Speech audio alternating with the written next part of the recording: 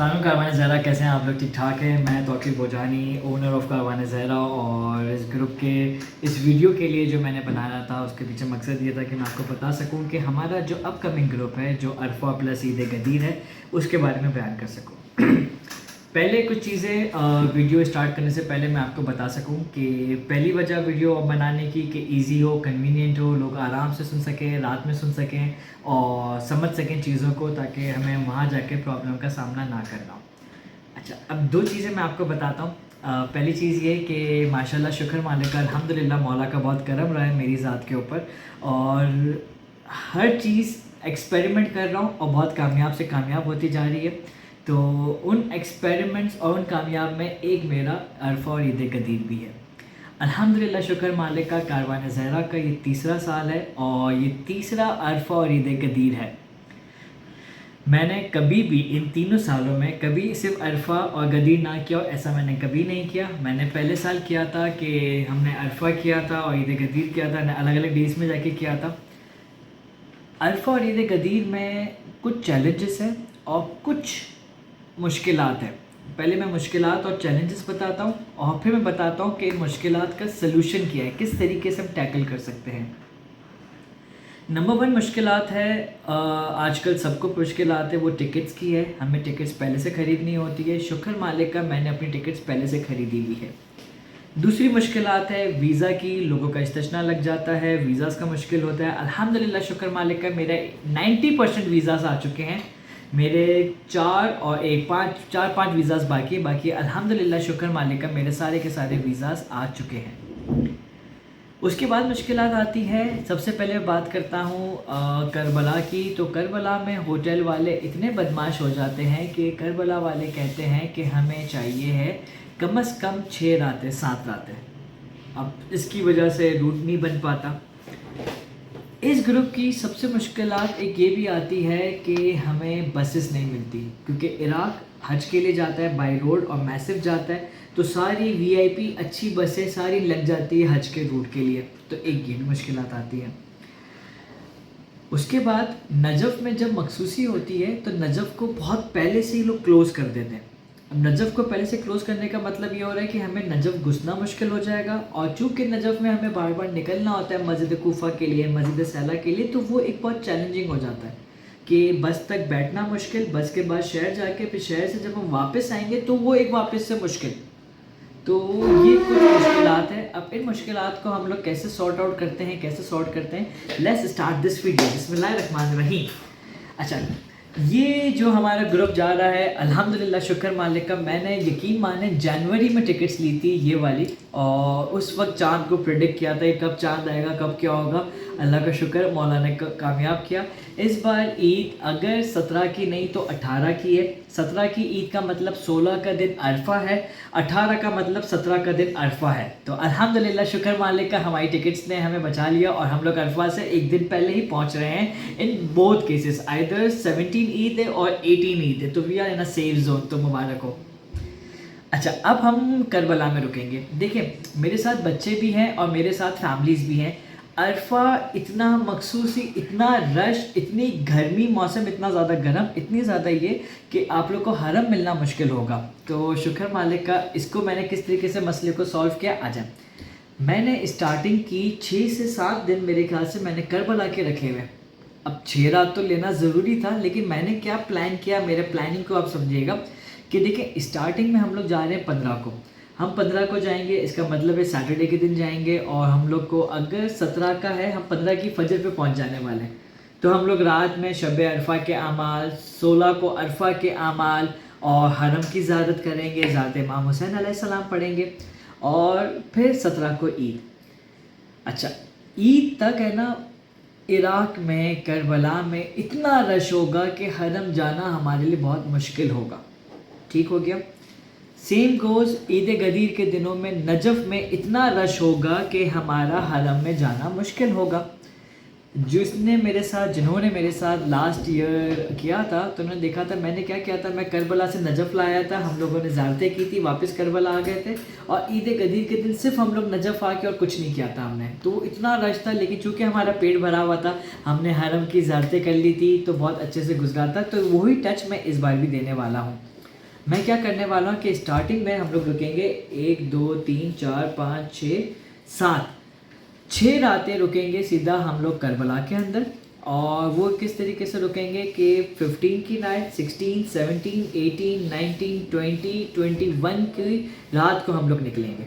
ठीक है, I repeat, 15 के दिन हम लोग रुक गए करबला के अंदर, 16 के दिन अरफा कर लिया, 17 के दिन अरफा यानी ईद किया। ईद के आधे दिन के बाद यानी मैं लंच करने के बाद सुबह नमाज़ पढ़ेंगे ईद की, हम लोग ईद बनाएंगे करबला के अंदर, और फिर शाम में चले जाएंगे मौला अली अलैहिस्सलाम के पास। ये कहानी में ट्विस्ट है, ये चीज़ें समझनी है आप लोग को।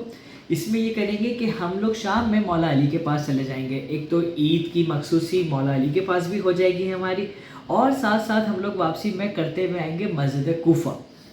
ये मैं क्यों पहले प्लान करा रहा हूँ, क्योंकि अगर ये पूरा दिन मैं करबला में रखूँगा आप लोग को ज़री इतनी अच्छी नहीं मिल पाएगी, रश बहुत ज़्यादा होगा, सारे लोकल ईद करने आए हुए होंगे, तो आई नो वेरी वेल कि वो बहुत ज़्यादा मुश्किल हो रहा होगा। तो हम क्या करेंगे, हम लोग चले जाएंगे ईद के दिन और चले जाएंगे सीधा नजफ़, और नजफ़ से हम लोग करके आ जाएंगे यानी मौला अली की ज़ियारत कर लेंगे और मस्जिद कूफा करके आ जाएंगे। तो हमारा नजफ़ का एक बड़ी चीज़ हो गई है।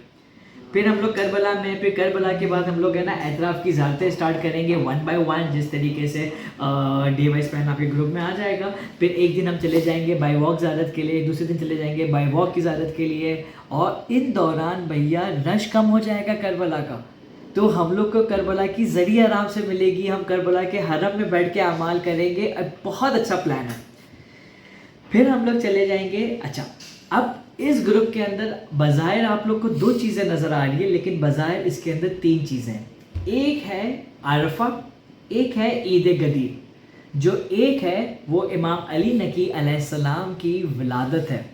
तो जो शब होगी, जो रात होगी, वो हम लोग सामरा में प्लान किया हुआ है मैंने।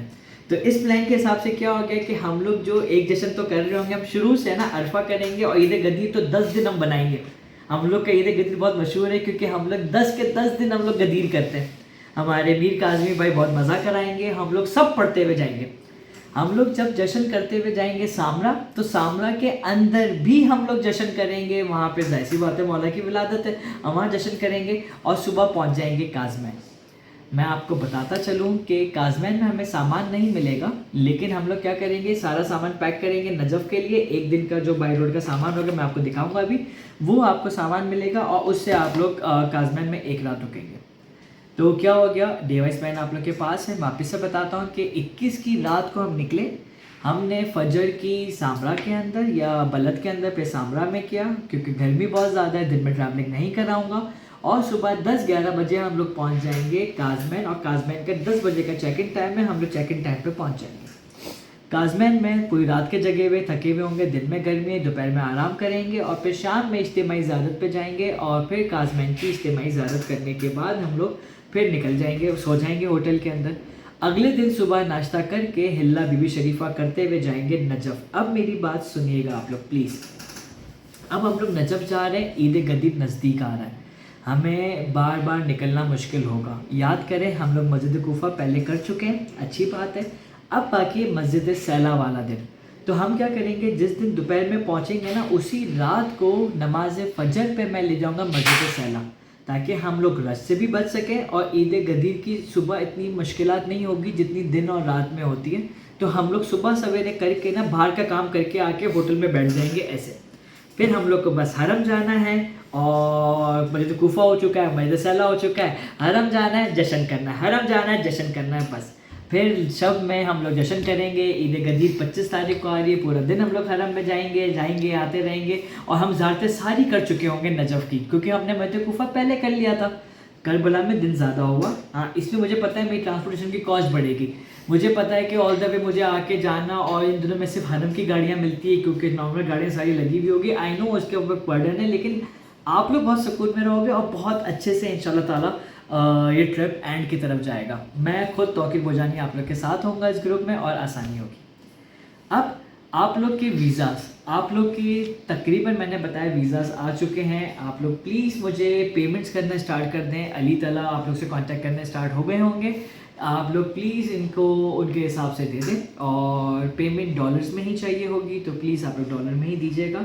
अब सवाल, पहला सवाल, वहाँ का मौसम कैसा होगा? वहाँ का मौसम बहुत ज़्यादा गर्म है। अभी हमारा ग्रुप समर वेकेशन 1 वहाँ मौजूद है और वो कह रहे हैं कि भाई बहुत ज़्यादा गर्म है। नंबर 2 बात करते हैं हम लोग सामान क्या क्या देंगे, तो आ जाएं इधर। हम आपको देंगे एक अदद आईडी कार्ड, ठीक हो गया। इराक की किताब ज़ियारत के लिए बुक होगी। लगेज टैग, फैमिली टैग जिस पे लगे हुए होंगे ताकि हम लोग आपके लगेज को आइडेंटिफाई कर सकें। ये इसको लगाने के लिए इसकी वायर क्लिप आ जाएगी। ये एक आपके पास आ जाएगा पासपोर्ट पाउच जिसमें दुआ की किताब भी आप लोग डाल सकते हैं। और याद करें मैंने आपसे बताया था कि काजमैन में लगेज नहीं मिलेगा, तो काजमैन में ज़रूरत का सामान आप सब का सब इस बैग के अंदर होगा। तो ये आप लोग हैंड कैरी करेंगे और बाकी सारा के सारा सामान मैं आप लोग का नजफ़ में आप लोग को भिजवा दूँगा।